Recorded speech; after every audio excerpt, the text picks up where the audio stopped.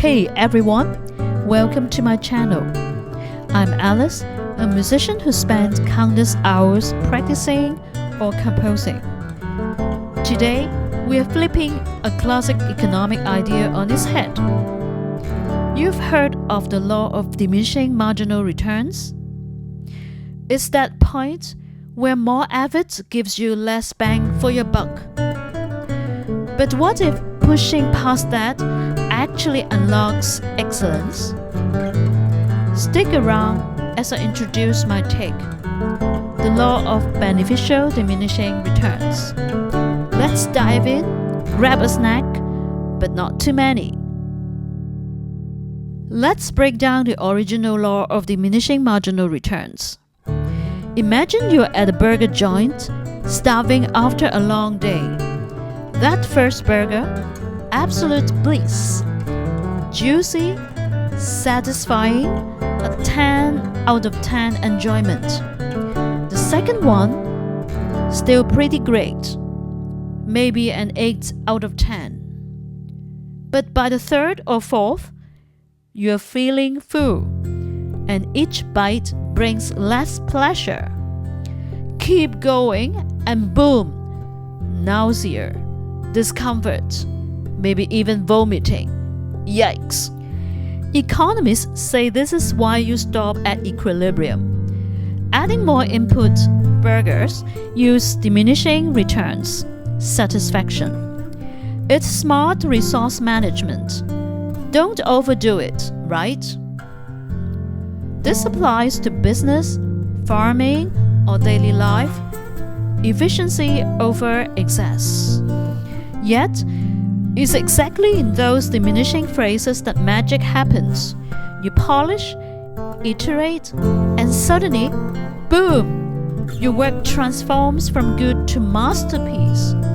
I call this the law of beneficial diminishing returns. When pushing through the tough, low-yield stages leads to outsized rewards, refinement, and success. It's not about quitting when it gets hard. It's about embracing the grind for that finer edge.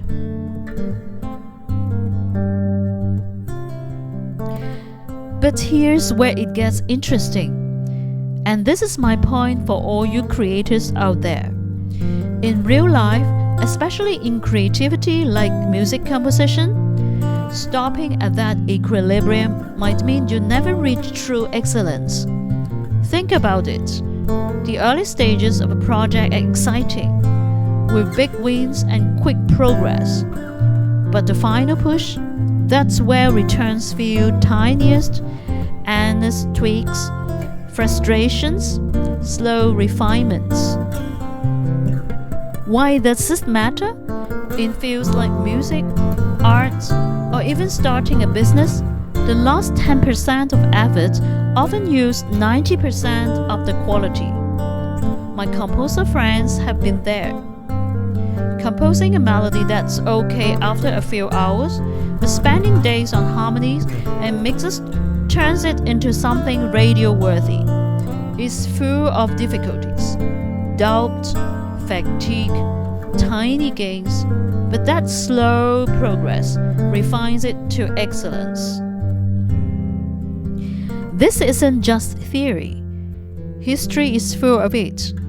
Inventors like Edison testing thousands of filaments before the light bulb, or athletes training through petals for Olympic gold. The classic law says, stop for efficiency. But my law says, persist for greatness. It's a mindset shift. Those diminishing returns, they are beneficial in disguise, building resilience and depth. Now, do I agree this challenges the original law? 100%, at least for bigger benefits in non-linear pursuits like creativity. It's not always about equilibrium. Sometimes, breaking it leads to innovation. Is there a paradox or other law that backs this? Absolutely. The paradox of choice, or even Greek theory by Angela Duckworth. where perseverance trumps quick wins. But remember, balance is the key. Don't burn out. Know when to pivot, but don't fear the diminish. So, next time you're hitting diminishing returns, ask yourself, is this a stop sign or a refinement zone? Try the law of beneficial diminishing returns in your life, whether composing tunes, practicing your instruments, or chasing dreams. What do you think? Drop a comment below. Have you pushed through for a breakthrough? Like, subscribe, and hit the bell for more insights. Thanks for watching. Keep creating.